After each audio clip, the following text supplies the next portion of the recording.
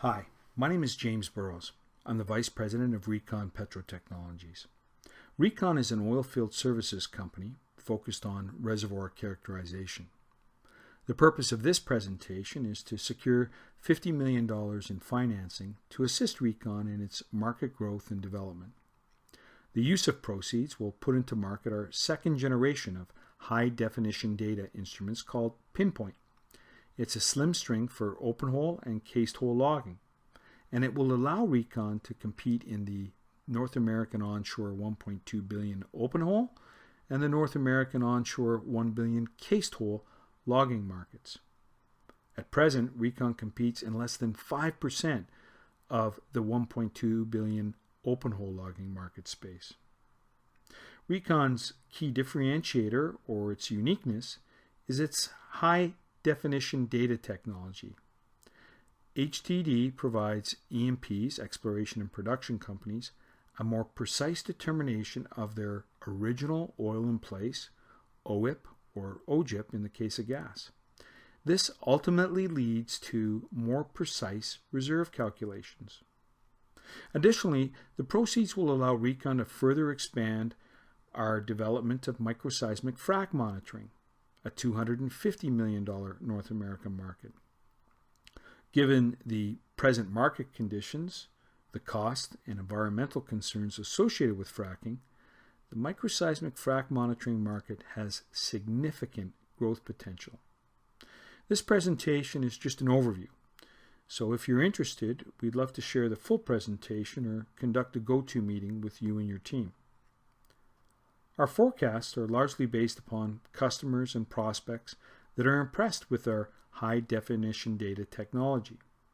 They have said, get the PinPoint string built and you'll get the business. A list of prospects and their contact information is available to qualified investors. The forecasts do not include any revenue from the 1 billion cased hole logging market. An IPO is a likely scenario sometime in 2018-19, or mezzanine financing repayments could be made or started at this time. Recon was founded in 2001 and went commercial in 2003.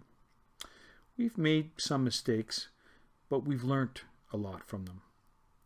Our projections are modest and only based upon 4% market share ownership in the open hole logging and only 3% market share in the microseismic frac monitoring business by 2021. So let's talk for a moment about open hole logging. Essentially, it's a series of instruments going into the well right after it's been drilled. The instruments measure the rock properties such as where and how much and what types of hydrocarbons there are, how much water there is and where it's located, how porous and permeable the hydrocarbon rock is, how brittle or elastic is the rock, and how would it be inclined to fracture or break apart.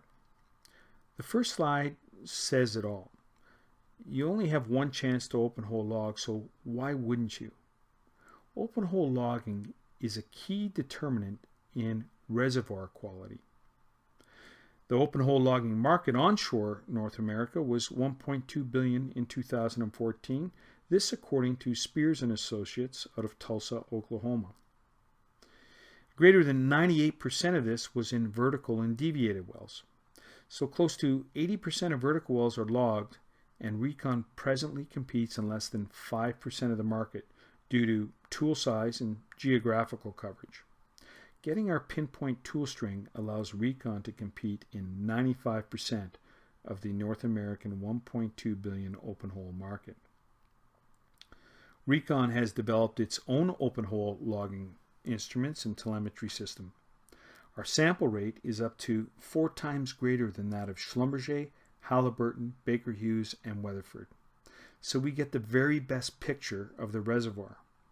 And we do this with less time in hole, saving the E&P rig time and expense. For Schlumberger, Halliburton, Baker Hughes, or Weatherford to provide the same level of resolution, they would have to undergo a serious retrofit or buy Recon. Our competitors are significant players with revenues ranging anywhere from $14 billion to $48 billion, and we don't take them lightly. However, Recon does have a key advantage that E&P executives want and need. So why is open hole logging so important? Again, it comes down to reserves. Reserves are a measurable value of a company's worth and a basic measure of its lifespan.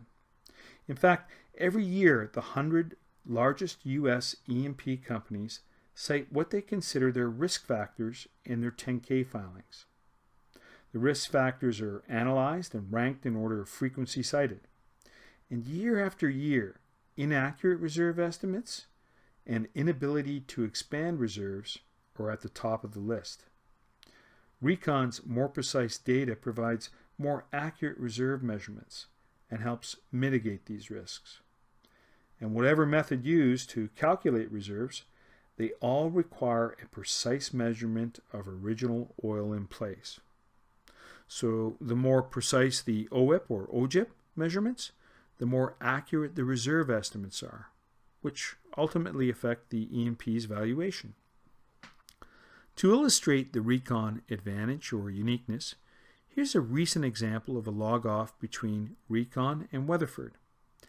It's a heavy oil well that was cored, so we actually took the rock out from the wellbore. Weatherford is the log on the left and Recon on the right. Reservoir evaluation and reserves determinations are based upon multiple inputs about the rock, completions, and production strategy employed. First and foremost, all companies must define the endpoint. And as we discussed in the previous slide, that endpoint is defined by OIP, original oil in place. Two of the fundamental measurements made by logging instruments that are quintessential in determining the reservoir quality and subsequent inputs into the OIP calculations are the gamma ray and the bulk density. The gamma ray is indicated by the circles in brown, or orange if you will, and the bulk density is indicated by the circles, the green circles. Fortunately, these two measurements that are easily made on core and can be related back to logs very simplistically. Gamma ray is the natural radioactivity of the rock. This natural phenomenon remains the same whether the rocks are in situ in the ground or at the surface. When comparing the gamma ray readings on the core at the surface and those of the two companies downhole, we see that there is a significant variance of the Weatherford data to the core measured data. This in the area of 15 to 20 API. The Recon data has a tighter fit or tie to the core data, with the variance only being between 2 to 5 API. So why is that important? Well, gamma ray is a fundamental measurement for determining the cleanliness of the reservoir, how shaly, dirty, or clogged the porosity is. In fact, gamma ray can be a deciding factor in whether or not to pursue development. Bulk density is the basic measurement that is ultimately converted to porosity. The most interesting part of this log-off is that the Weatherford data from logs does not have a great tie to the core data, whereas the Recon log data is more precise to that of the data gathered from the core. As bulk density is a fairly simplistic measurement, a piece of rock weighs so much and displaces a given amount of fluid, this value is one of the most reliable data points to tie back to core. And why is this so important? Well, a bulk density that is higher than that of the core will convert to a porosity lower than that of the rock. So in this particular case, we can see that the Weatherford log data will ultimately yield lower porosity values for the rock. The lower the porosity of the rock, the less space there is within the rock to hold hydrocarbons. A poor characterization of porosity, whether it be higher or lower, has a great effect on the accuracy of the OIP or OGIP numbers. It is very important to have the most precise measurement of this fundamental property. So now we get into OIP calculations. And with respect to the coming zone, this was the intended target. The Recon more precise data logs show an increase in OIP of 23.2%. So, does Recon's high-definition data make a difference? You bet it does. And to further illustrate that Recon is the most precise, this well had 7 stacked reservoirs, and we measured all of them. And as a result of those 7 stacked reservoirs, overall, the OIP variance was an increase of 14.7%. So, some were higher, some were lower. In fact, all of them were just more precise, more accurate. In November of 2014, Recon solidified a relationship that enabled the company to get into the borehole microseismic frac monitoring business. With greater than 50% of the exploration and completion spend allocated towards fracking, monitoring the frac to see where it's going just makes sense. In December through January, the company did $1.3 million worth of business with one US-based customer. In this case, the customer was wanting to see where their frac horsepower is going during a recomplete. And yes, a recomplete essentially suggests that the company is not happy with their present well performance, so they go back into the well, reperforate, and refrac. We anticipate that this will be a growing market considering the amount of horizontal drilling and frac spend in North America. U.S. drilling trends have changed significantly, going from 21% horizontal wells in 2009 to 51% in 2014. In North America, it averaged out to 60% in 2014 with horizontal wells. Why get 200 feet of pay when you can go into the formation for up to a mile? It makes sense, and there's nothing wrong with horizontal drilling. What is wrong is how they go about completing these wells. First, unlike vertical wells, which are mostly logged, very few horizontals are. Now, you may have an analyst say that that's not true, that they have LWD or logging well drilling, but it's really not the same. All they have typically on a logging well drilling string is a gamma ray indicator, and that really only allows you to stay in the zone. At least that's what they hope. There is no logging along the vertical portion to calculate reserves or bypass pay zones, and there is no logging along the horizontal to optimize the completion. In fact, let me explain how the well gets completed. It's called a geometric completion. And don't get confused, that geo part isn't for geology. It's for geometry. And it's the simplest math there is. So this lateral portion of the reservoir, this horizontal, let's say it's 5,000 feet. And let's pick a number, okay, 250 feet. That gives us, divide 250 by 5, that gives us 20 stages. This is what the industry refers to as a 20-stage pump down job. So on each stage, they pressurize the 250 feet, perforate the casing or pipe, and pump in as much frac fluid as the formation will take. And they do this, it's hard to believe, with very little idea where the frac fluids are going. Again, greater than 50% spend with no real idea where the horsepower is going. Then, on to the next stage. So who are the real benefactors of geometric or blind completions? I don't think it's the E&Ps. It appears actually to be the very same competitors that Recon wants to get share from. Schlumberger, Baker Hughes, Halliburton, and Weatherford. When we take a look at the percentage of revenue overall that is contributed to these companies via fracking and pumping services, it's no surprise that less than 2% of horizontals are logged. The frac pumping service market is $53 billion worldwide spend in 2014, with 24% split in cement, so that's cement around the casing or pipe, and 76% in fracking. And guess where that spend is? 68% in the US and 23% in Canada. So 91% of the 53 billion worldwide market is in North America. That should add some clarity as to why the completion spend is greater than 50%.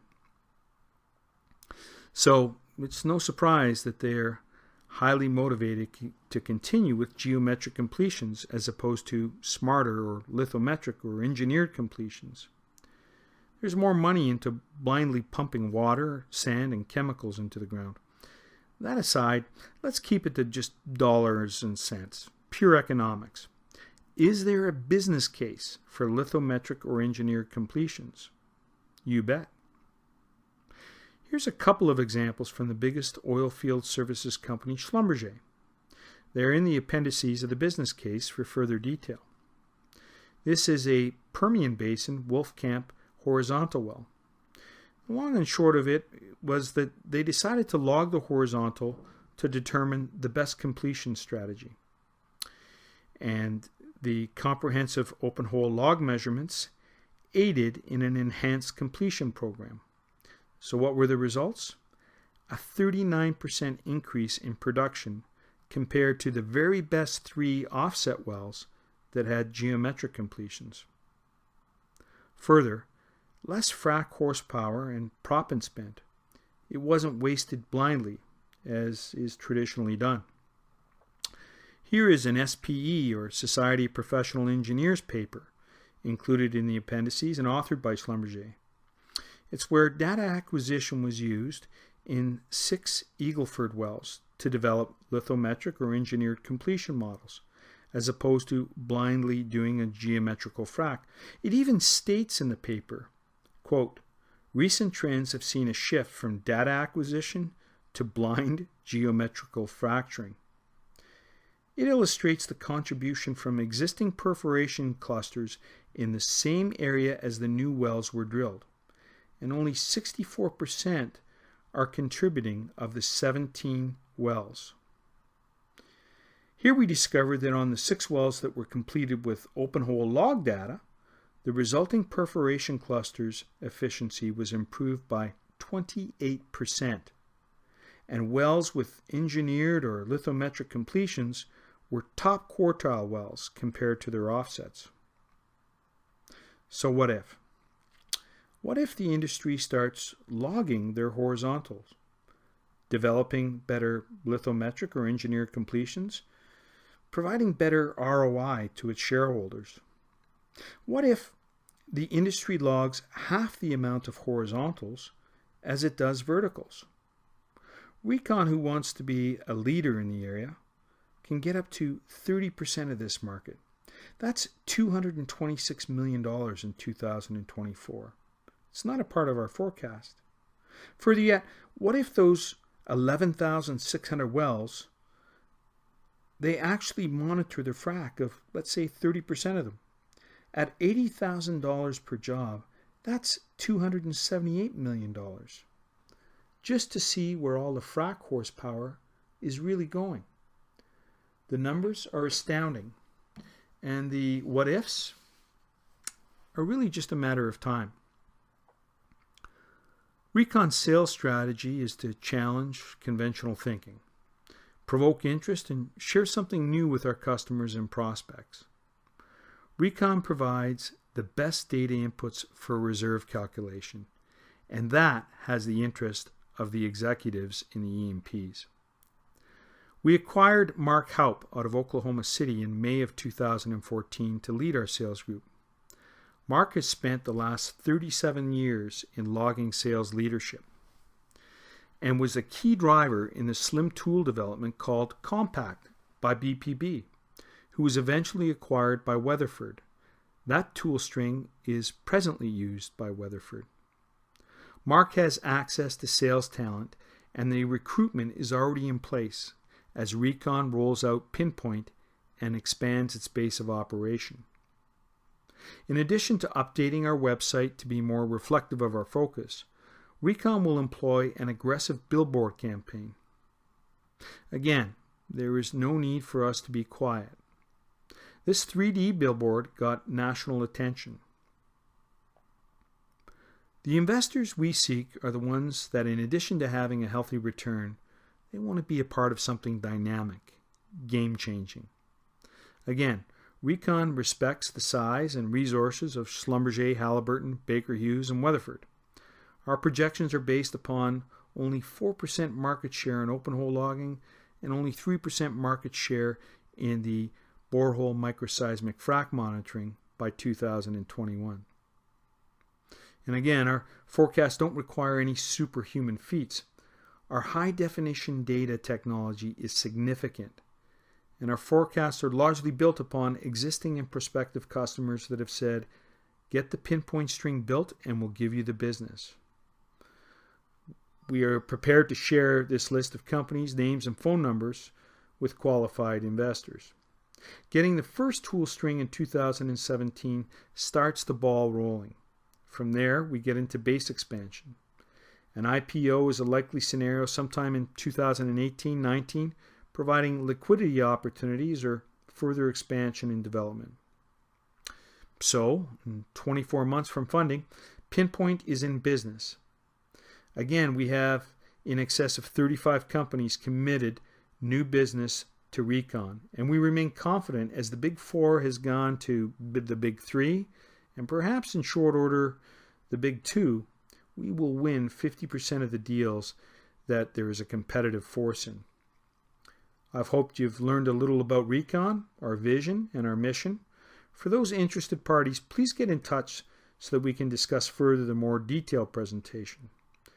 Please don't hesitate to drop me a line. Again, James Burrows, and I can be reached at jburrows@reconpetro.com. Thanks for your time.